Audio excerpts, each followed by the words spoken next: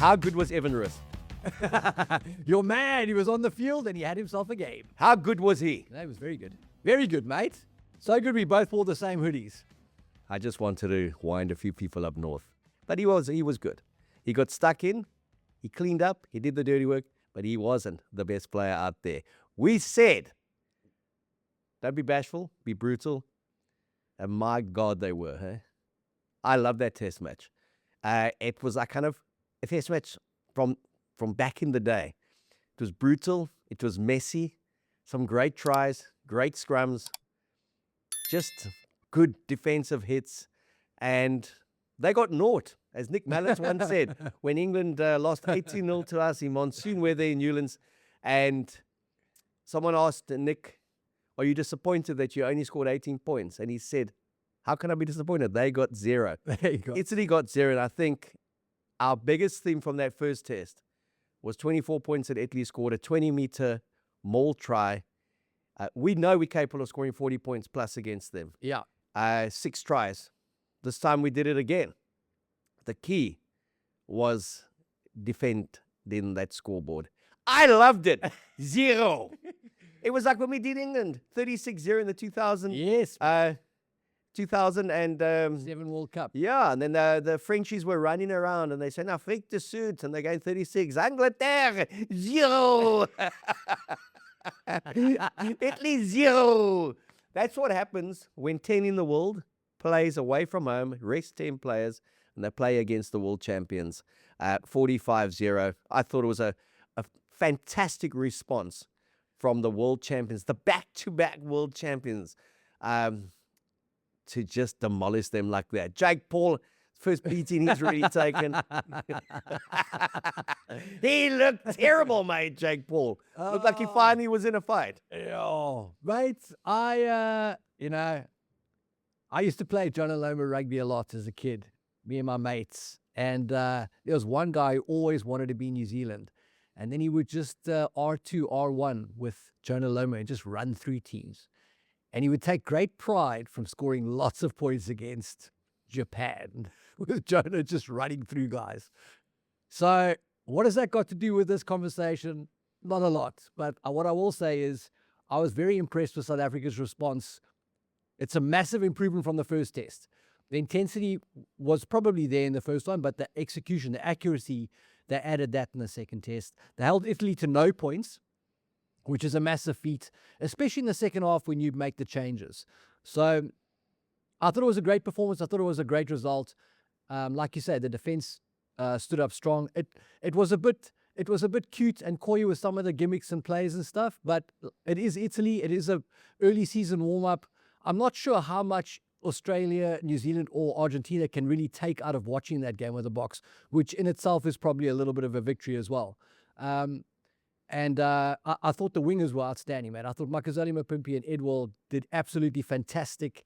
And for me, Makazole showed his value in a big way there, not just in the sort of veteran leadership, but in his physicality and composure. So yeah, great result. Blanked Italy, onto Georgia, and then the Rugby Championship. Yeah, you say, what can Australia, New Zealand, France, England, 8 in the island take from it? That we've got 30 plus players you can send out and play a test match, yeah, and they'll score you 40 plus points. This one had the intensity. I think they got a rocket up their arse after what happened in that opening test. Yeah, a lot of freshness, a lot of young blood coming in. Players proving that they want to be there. Back-to-back World Cup winners looking over their shoulder thinking, hang on a second. And as we spoke in the build-up to the test match, what he got right completely was the pairing. Pieter-Steph du Toit back in that back row, massive difference. I mean, that guy's presence, to not play for 6 months, to have undergone a serious operation, and then to get through 81 minutes. Insane. Like he'd been there all year. Insane. You know, I knew I was going to get a call from Flip straight afterwards. And all he said to me was, Pieter-Steph, Keo Zels, Pieter-Steph. You only need one of him. Pieter-Steph, du Toit, Swartland, they make them different here. And he was quite insistent that the Italian tanks were back again. You know, 1 neutral and 5 reverse gears. They just kept on going backwards. Yeah. But Well, Peter Steph du Toit, the key was, could he get through a half an hour, 40 minutes? He got through 81 minutes. There is no one like him. No one has an engine like that guy in world rugby. Blessed to watch him play at the moment. Pete Speeder was his grandfather. Peter Speeder, they're going to call this one as well. You know, it's like, did the family proud, did the whole of the Swartland proud. Ruby Castile Junior School, man, that guy cooked. I just thought he was sensational. So the things I try to take out of the game is the individuals that we need to kick on. The combinations. Again, we've been saying this from the start of the season. The Bok 9 jerseys up for grabs. Wow, Grant Williams, the impact, the questions he asked, the intensity and the pace that he played at. He just added a dimension for me, and that's no disrespect to Morne van der Berg. No slight on what Faf de Klerk does, or Kobus Reiner, or when Jaden was there. But I love what he brings at 9, and I thought in tandem with Manie Lebok, they really played well. Sasha 10, I think, would have brought the same dimension. But there was just something extra exciting about that back division that they picked. Well, so I mean, we started with Evan Roos. You mentioned Grant Williams. Now, I thought Manie Lebok had some great touches. His passing was insane. And he recovered well from those 2 early misses to slot his kicks. Who in your mind in that match advanced their sort of claim on a place in the serious Springbok team? In a serious Springbok team, I think Edward van der Merwe showed that he is a very good rugby player and capable of playing test rugby. He's played 2 test matches, 13 months apart. He's been player of the match. He's unfortunate. The best player on the planet in terms of backs, Cheslin Colby, just happens to wear that 14 jersey. But I think it would have given Rassie comfort if Cheslin goes down, there's a guy you can slot in. He's got great feet, he's got great pace, and he's matured. He's a guy who's had to fight to get there. He's not a 19-year-old kid. I thought Ethan Hooker, when he came on, just looked like he's going to be playing test rugby for the next 10 years. 100%. He just looked comfortable. 100%. And if they are a physical team, okay? There's this romance with Andre the Giant at the moment because he's playing 7, he's playing 8, he'll probably play prop next week. But he's like a project for Rassie, and I think he will come through. Canan Moodie, again, just how blessed are we to have a player of his quality, and he plays every 3rd test, mate, be it at 13 or on the win. And I just, the passion he showed to score that try, I think there's a lot of frustration in breaking those tackles, and he went through. It's like, this is just a message that I can play. It reminds me of Adnan Meyer, the cricketer. And Hilton Ackerman was coaching Western Province, and H.D. Ackerman was his son. He was playing for Province Cricket Club. And Hilton Ackerman wasn't convinced that Adnan Meyer had the goods. And he clean bowled him in a match, a club match at Newlands. And he ran on the wicket and he said, "Gaan sê vir jou paai, come bowl."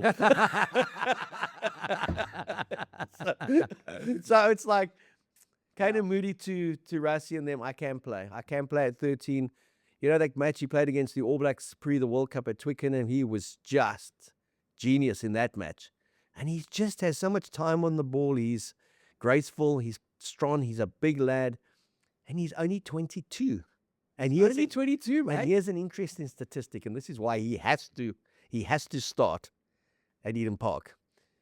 He's played 13 test matches and he's won 13. He's never lost a test when the Springboks have played. Wow. Let's keep that guy accountable, man. Going. Yeah, so I mean, to me, it's again, he showed, be it at 13 or be it on the win, he's just world class. I was good, I think, that they played Manie through. Also keeping Sasha anchored, making him hungry for that rugby championship. And then in the forwards, I mean, I felt for Tommy du Toit, but ruthless decision from Rassie, but shows why we won back-to-back World Cups. He just knew he had to get Nche in there. We had to have at least parity. We got dominance straight up. Spot on. Yeah, and then I thought Samuel Murat, a lot of pressure every time he plays. I thought he led from the front. He was physical, more and more looking like the player we saw at under 20 level. There's certainly been, something's gone on in his head in the last 2-3 months in the URC and now in Test Rugby. And I think he gets a raw deal. You speak to the coaches who work closely with him. There's a lot that he does Joe Public doesn't necessarily see. So I just think those guys who were given a gap all advanced their cause and showed their worth. So with Jasper's red card, potential suspension, and matches coming up, where does Evan feature in the depth chart for you? Well, behind Andre Esterhazy. It reminds me of Andrew Patterson, when he played the hooker, the lovable Patty, who came from EP and then played 150 games for Province. And John Williams just refused to look at him, let alone select him for the Springboks in 1992. And I once asked Paddy, where do you think you rank? So he said, I thought I was 6th, but there's probably 2 flankers on the farm that are ahead of me. And apparently that's what the late Dr. John Williams said. It's like Andrew Patterson, Neervat. Yeah. So you said Neervat. The one I'll say Neervat is at hooker, Jan-Hendrik Wessels is not an asset, mate. He may get around the field and contribute, but that line-out throw is not great. I think his future's got to be at loose head prop. No, I think Jake also figured that out and started moving him more towards he seems so much more natural in just improving his scrum, working with Dr. Don, Totally. and then just getting around the field, that extra responsibility. I think it's a nice to have. It's a nice to have that if you're in strife, you could actually play him there. For me, with him, it's just game time at the moment, putting him in different... Get him on the field. And putting him in different situations. Yeah. And if it came to a thing where he was, say, on the bench as the reserve loose head, both hookers went down, you have the comfort there's a guy who actually has played there before. So I've never seen him as the second choice hooker, as a special hooker. I see him as an Andre the Giant kind of asset to the team. So I think he's an asset just of his athletic ability, not specific to that position. Wilco, I mean, geez, cruncher, man. That guy in Nche. We're going to talk about the Stecco moments. My box Stecco moment was 30 minutes. Ox. Yeah, that's power, that's sustainability, that's everything that's good in a product, everything that's good in the box. Yeah. Rassie sent him on. That scrum, he just crunched that Italian pack. Wonderful back play, kick through from Billy. Marnie read the play well. Edwell towed it on, kept his composure and scored.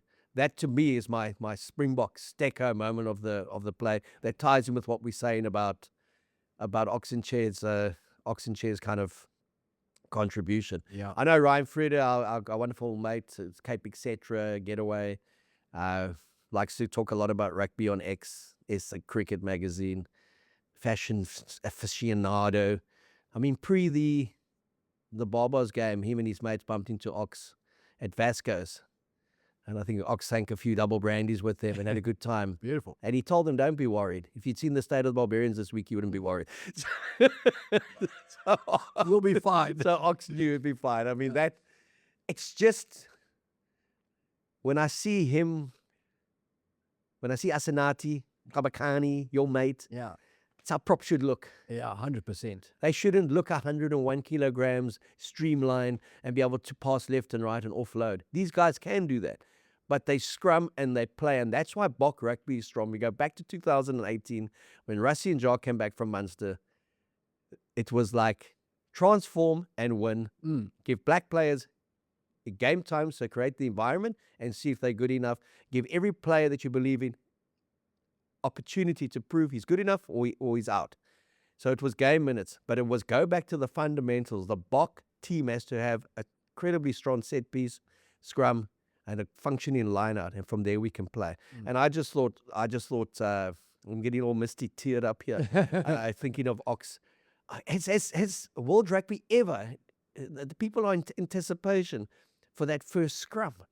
Now, we spend 9 minutes in a game looking at a forward pass that is marginal, looking at a referee who calls try in front of him and then has 2 minutes of people saying, I don't know if he got the ball down, separation, throw it to me in real time.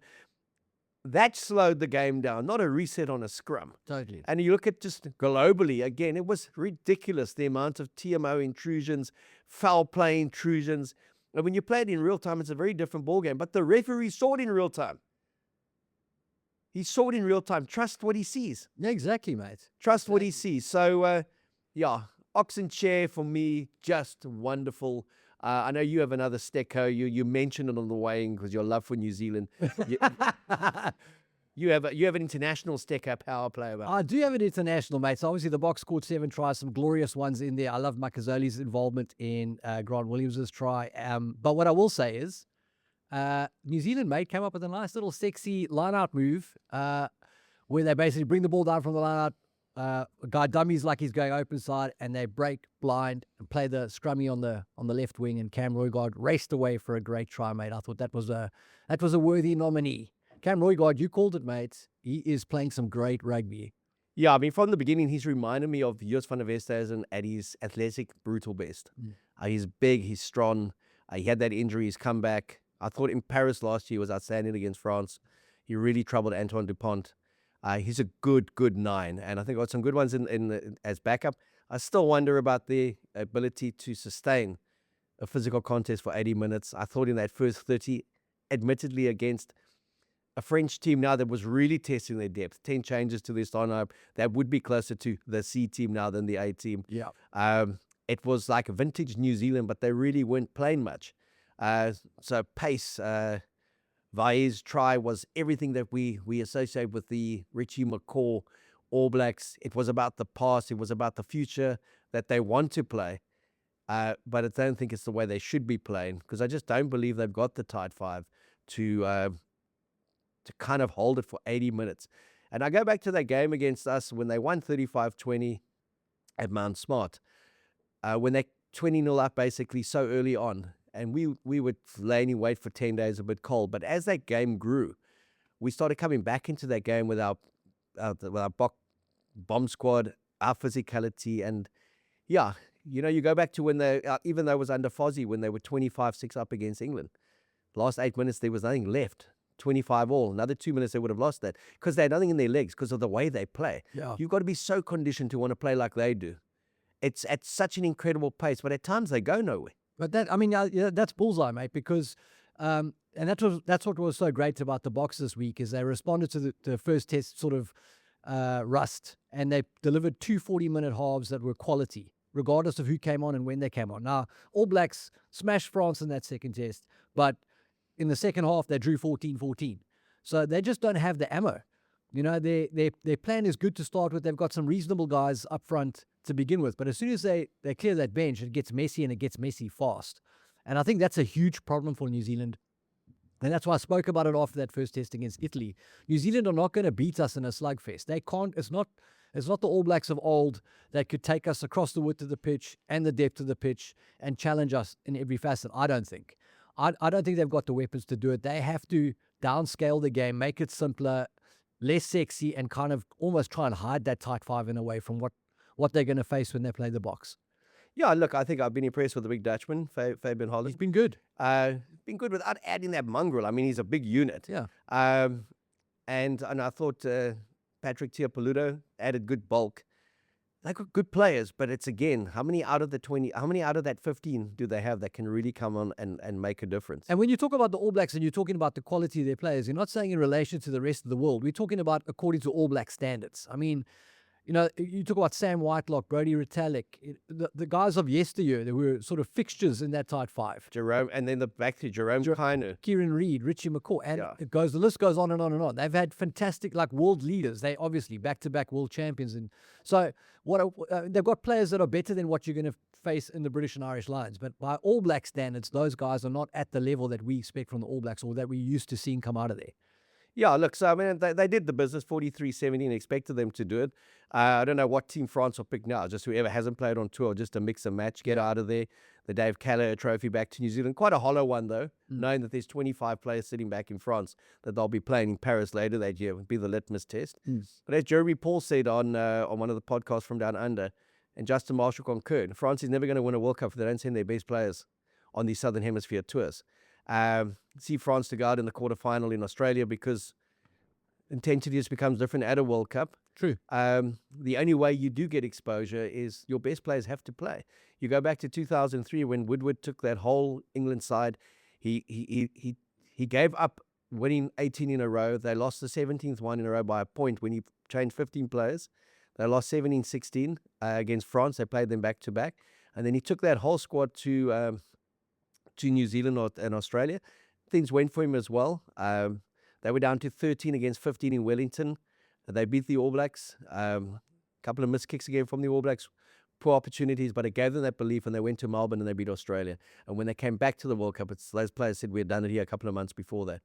and they went through a lot of trauma to get that Johnny Wilkinson 100th minute drop goal. So yeah, so France, I kind of look at it. I love the top 14. I love what the French national squad is at the moment in the depth, but you got to send your players, and this whole thing about player rest and looking after players. Come on, man. You're there to play for your country, and Test rugby should be best against best. And even Italy, resting 10 players and sending these youngsters here. Yes, youngsters get exposure, but what good does 45-0 do for you? I think it's an indication of like where the power is going in rugby. It's going towards clubs. It's moved away from the test scene. I think South Africa is the one country that gets it, well, one of the countries that gets it right, where our system very much is geared towards making sure the Springboks are tops. But I mean, in France, we've spoken about it. The top 14 runs the show there. So I'm sure there were a lot of compromises that had to be made for Italy on this tour as well. Yeah, but you go back again to the box setup, and we spoke about different styles of play, kind of sticking to your DNA and then evolving something different around that DNA, which I think the box is starting to do. And as Tony Brown has said, special message for you, Zels. He's not trying to change. It's not Tony Ball. He's not trying to change the box DNA. He's just adding to it, I don't know, mate. And, I saw him sitting next to Rassie. He looks a lot happier in green and gold than he would have been. He had been sitting next to Razor in black. Yeah, that's for sure. Thinking, what the hell? That's for but sure. If you take that opening 3 minutes, 44,000 nutters at the Nelson Mandela Bay Stadium, incredible venue. Lots of empty seats, eh? Yeah, plenty empty seats. Way too much for the ticket prices. Apparently they were brought down a little bit there, but a great occasion. There should be more Test rugby there. That region and that province needs Eastern Cape Test rugby. Agreed. So, Sia coming out with the World Cup just added to that. Where are the world champions? Come on, get in there. Then the little showmanship. We'll take the scrum straight away. Andrew Brace, I'm pissed off. I'm going to delay my calls. Crouch, wait, too early, go. Yeah. So Rassie and him having a little sparring session. Then back we go, scrum to Italy. Free kick, Italy play it. Their prop gets tanked. He kicks it into touch on the full. We get the line out, we play. We back, it's 3 minutes gone. We're on halfway. We haven't got a meter. Now, it looks so great as well. Side to side. And That's what I was saying. The game is about advancing and going forward. Hey? That's what I was saying. Going forward. So, but I loved it. The theatre was there. When Grant Williams took the first line out as well, then I knew we're in for some for carnival rugby there, man. Yeah. So yeah, no, I enjoyed. It was one of the Bok performances I was quite invested in, given the significance as the season progresses. And Billy? Is that his last test? Not at all. Is it his last test? Okay. No. Billy will be around. Okay. One thing about Rice, he doesn't. Once you're in the fun or in the family, yes, he doesn't chuck you out. Yeah. There will be a phasing out of Billy, and you just may find that Billy's more player coach now. Now that he's got the 100th, but an incredible achievement. 100th test match, 81 test starts, one more than Monty. Got his 80 test starts at fullback. 102 tests for Monty, but 8th test Centurion. I love Billy's speech afterwards, trying to go through all the teams. Remember who he's played for. Yeah, who he's played for. But a Polrus boy there. And talking about Polrus, as Rassie said, they got their move from their midfield mall from a Polrus under 14B side, which probably had about 8 Cravenby players in it. But, and Polrus featured prominently. The Polrus under 14B move, Billy LaRue, from Polrus, one of the most celebrated schools in producing Springboks. And then I looked at the two brothers, Kobus and Jasper Visser, 37th set of brothers to play for the Springboks in Test rugby. And then Polrus and Gideon Rus. And this is where I let myself down a bit with my little research. I didn't actually know that he had a brother who played for the Springboks 2 Tests, Gideon Rus, and he died at the age of 29. He died very young, but also a very popular lecturer at Stellenbosch University. Can't believe you didn't know that, mate. All the viewers knew that. I know they did, eh? So it just shows I'm only human after all. Eh? I'm only human after all. But Polrus went to school at Polrus. He was a teacher there. He was the rector there, and it was called Stellenbosch Boys High up until 1941. Beautiful. And then they changed it to Polrus in honor of Polrus. So I just thought it was a day for Polrus, man. Wow, man. Yeah, incredible. And I knew a lot about the school. I knew that Sachs always went down 63-3 every time I had to take on to the Marcotte. But yeah, so shout out to Polrus, wonderful institution. It really typifies everything that is cool about South African rugby. Yep. Strong up front. We have backs. We can play with them. And they produce some really cool players. And it wasn't just Willie Leroux from Paulrus. It was Edward van der Merwe as well. Paulrus winner. Who was, as you say, very, very good. Been unfortunate with injuries, but he got in there. Yeah, all right. I thought it was great. I watched that test. I enjoyed it. I enjoyed the New Zealand test for the occasion that it was. Yeah. Lions against that mix and match Oz New Zealand side was a waste of time. Complete waste of time, mate. What is the point of that? Never again, mate. Silly. The only guy who actually stood out in that game was that Salakai, the Reds lock. He had a really good game. There he is, mate. He's calling the check. Sorry, Gil. I'm doing his show. Baby, I'm doing his show. I'll call you back now. Okay, bye.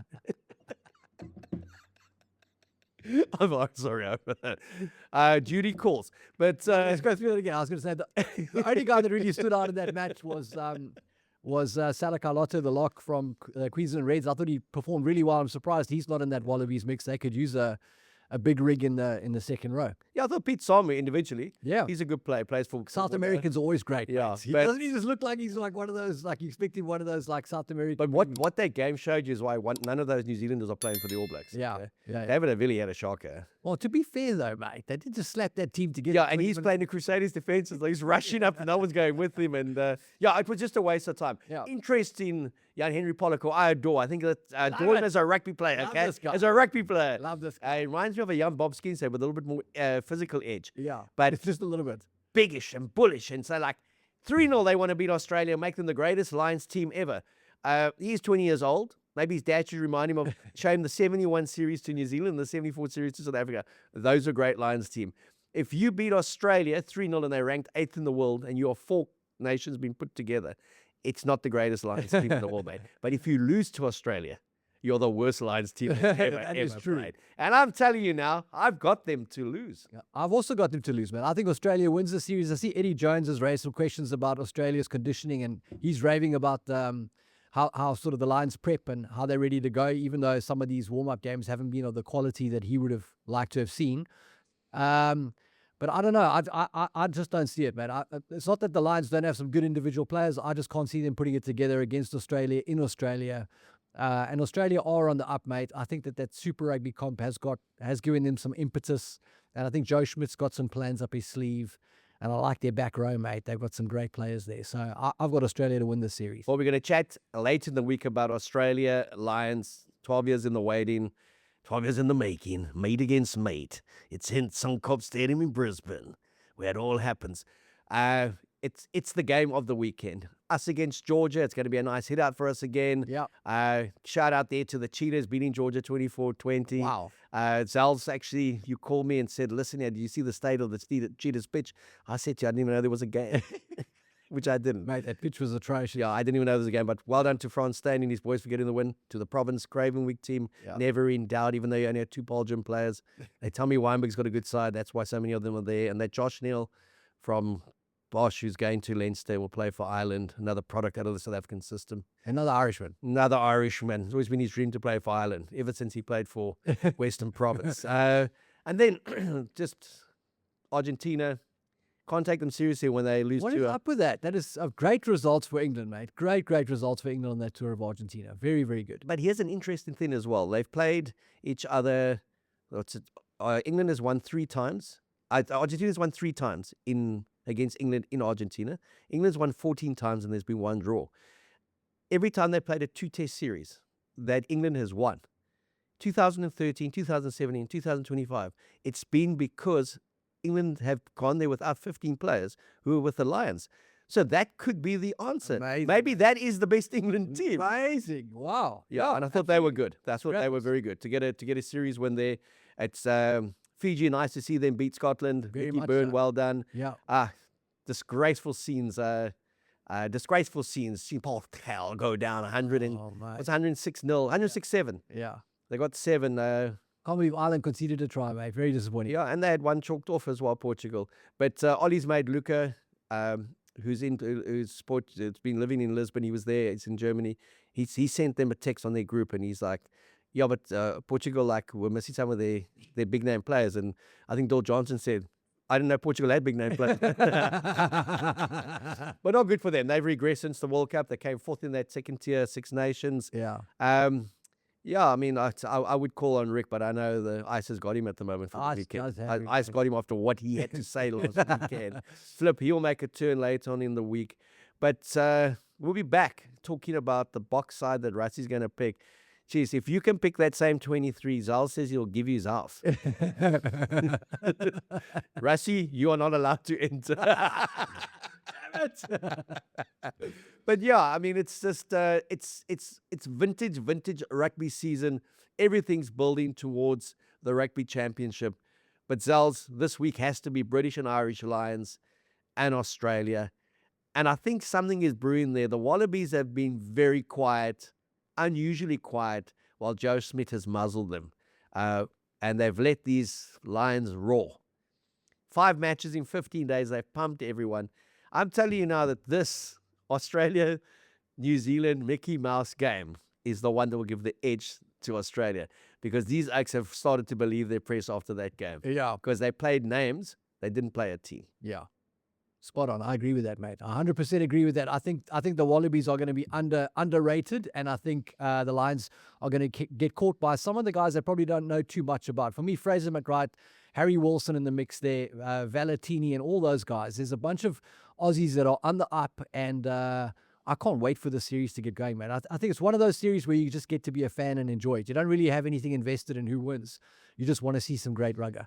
Yeah, it's like, who do you want to win? Because you dislike both of them. Exactly. You know, it's like when England plays Australia in Test cricket in the Ashes. Yeah. It's always great for the neutral. Yeah. You just want to see great cricket. Here you want to see great rugger. I'm going to be watching it in Barrydale. Dobbo's got the Commander-in-Chief's got his big weekend there. Dion Foury's going to be there. Scudder Ntabeni's going to be there. Stephen Kitsoff, the Spicy Plum's going to be there. John Mathern will be there. We'll be talking rugger on the Saturday. Francois van Kook's playing on the Friday night. Baxi, the celebrated chef, is going to be doing his masterclass. It's going to be great. And the venue, where else in Barrydale? Rick and Sue Melville's Karoo Art Hotel. Go onto our WhatsApp channel. Go onto the socials. If you haven't got a ticket yet, get there. Come hang with Dobbo, myself, and the boys. We're going to talk lacquer rugby, and we're going to have plenty Jägermeisters.